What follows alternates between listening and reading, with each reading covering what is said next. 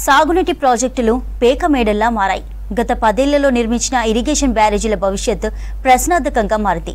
ఎప్పుడు ఏ ప్రాజెక్టు కూలుతుందో తెలియని పరిస్థితి నెలకొంది. కన్నెపల్లి నుంచి సుంకిశాల వరకు జరుగుతున్న ఘటనలు ఆందోళన కలిగిస్తున్నాయి. సుంకిశాల ప్రాజెక్టు ఇష్యూతో మరోసారి మెగా సంస్థ నిర్లక్ష్యం బయటపడింది. కంపెనీపై చర్యలు తీసుకుని బ్లాక్ లిస్టులో పెట్టాలని డిమాండ్ చేస్తున్నాయి విపక్షాలు.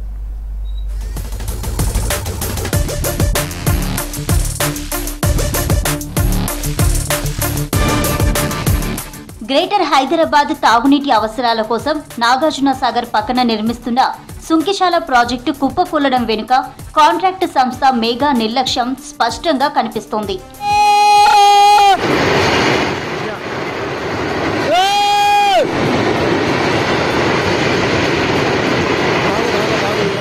సాగర్ నుంచి సర్జఫూల్లోకి నీటిని పంపేందుకు ఏర్పాటు చేసిన 3 టన్నెళ్లలో ఒక టన్నెల్ గేట్ కొట్టుకుపోగా ఆ వాటర్ ప్రెజర్ తట్టుకోలేక 7 అడుగుల మందం 170 అడుగుల ఎత్తులోని కాంక్రీట్ గోడ కూలిపోయింది. పనుల్లో నాణ్యత లోపమే ఈ ప్రమాదానికి కారణమని స్పష్టమవుతోంది. అయితే ఆగస్టు 2న జరిగిన ఘటనను కాంట్రాక్ట్ సంస్థ కావాలనే బయటకు రాకుండా చూసినట్టు తెలుస్తోంది.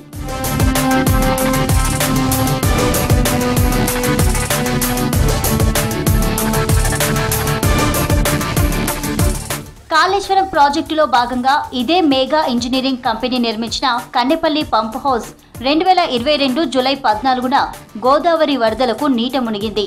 అప్పట్లోనూ ఇలాగే రిటైనింగ్ వాల్ కూలి మోటార్లపై పడడంతో 1000 కోట్లకు పైగా నష్టం జరిగింది. అప్పుడు కూడా ఘటనపై గోప్యత పాటించిన కాంట్రాక్ట్ సంస్థ ఇప్పుడు కూడా అదే రూట్ ఎంచుకుంది.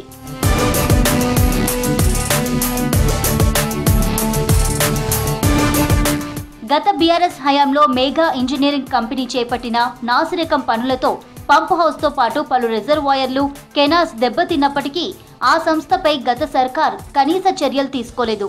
పైగా అదే కంపెనీకి మరిన్ని కీలక ప్రాజెక్టులను అప్పగిస్తూ వచ్చిందని నీటిపారుదల రంగ నిపుణులు అంటున్నారు.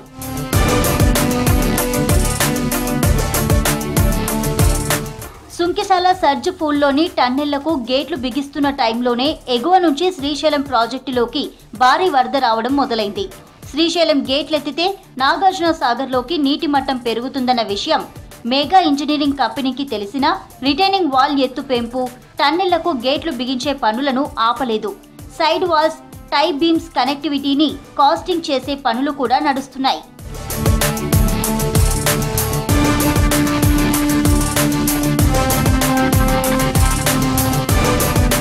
మరోవైపు రిజర్వాయర్ వైపున ఉన్న మట్టిని భారీగా తొలగించినట్లు తెలిసింది. జూలై 29, 30, 31 తేదీల్లో మిడిల్ టన్నెల్ కోసం గేట్ ఫిక్సింగ్ పనులు చేపట్టారు. సరిగ్గా జూలై 29న శ్రీశైలం ప్రాజెక్టు 3 గేట్లెత్తి సాగర్కు నీటి విడుదల ప్రారంభించారు. క్రమంగా అన్ని గేట్లు ఎత్తడంతో నాగార్జున సాగర్కు ఒక్కసారిగా వరద ప్రవాహం పెరిగింది.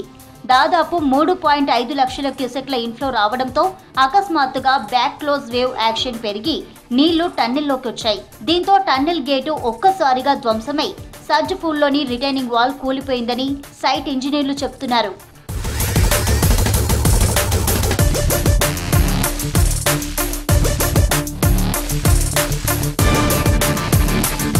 సర్జఫూల్ రిటైనింగ్ వాల్స్ మొత్తం 7 అడుగుల మందమున్న బలమైన కాంక్రీట్ నిర్మాణాలు.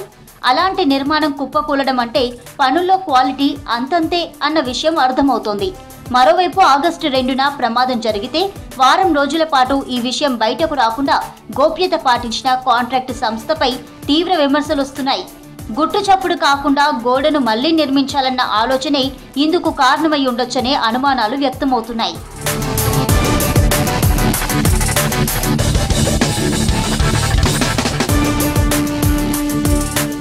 సుంకిశాల పనులను 2021లో 2200 కోట్లకు మెగా సంస్థ కాంట్రాక్టు దక్కించుకోగా ఇప్పటి వరకు 1500 కోట్లు ఖర్చు పెట్టారు.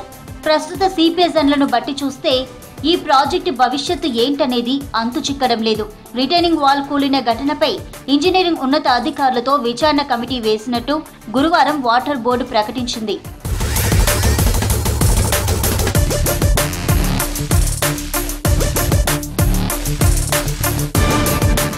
కమిటీ ఇచ్చిన నివేదిక ఆధారంగా కాంట్రాక్టు సంస్థపై తగిన చర్యలు తీసుకుంటామని వాటర్ బోర్డు ఉన్నత అధికారులు చెబుతున్నారు. ప్రస్తుత ప్రమాదం వల్ల 25 కోట్ల వరకు నష్టం జరిగిందని, ఆ మొత్తాన్ని ఏజెన్సీ నుంచి రికవరీ చేసి రిటైనింగ్ వాల్, గేట్ పునర్నిర్మాణ పనులను కాంట్రాక్టు సంస్థతో చేయిస్తామని అంటున్నారు. మరోవైపు నాగార్జున సాగర్ లో నీటి మట్టం పూర్తి స్థాయిలో పెరగకముందే సుంకిశాల సర్జ్ పూల్లో సీపేజ్లు ప్రారంభం కావడాన్ని బట్టి ఈ ప్రాజెక్టు భవిష్యత్తు ప్రశ్నార్థకంగా మారిందని అంటున్నారు సీనియర్ ఇంజనీర్లు.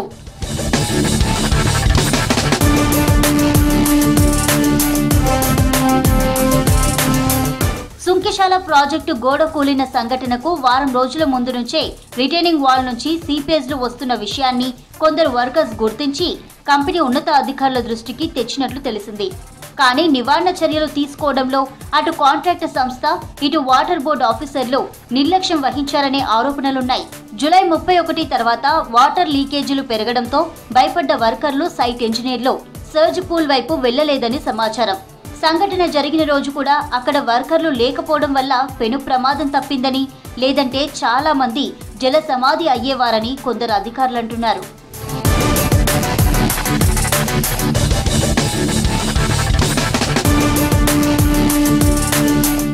ప్రాజెక్టు డిజైన్, ప్లేస్ మార్చడం, ఎన్నికల కోసం ఆగమాగం పనులు చేపట్టడం వల్లే ప్రాజెక్టుకు ఈ పరిస్థితి వచ్చిందని నీటిపారుదల రంగ నిపుణులు అంటున్నారు.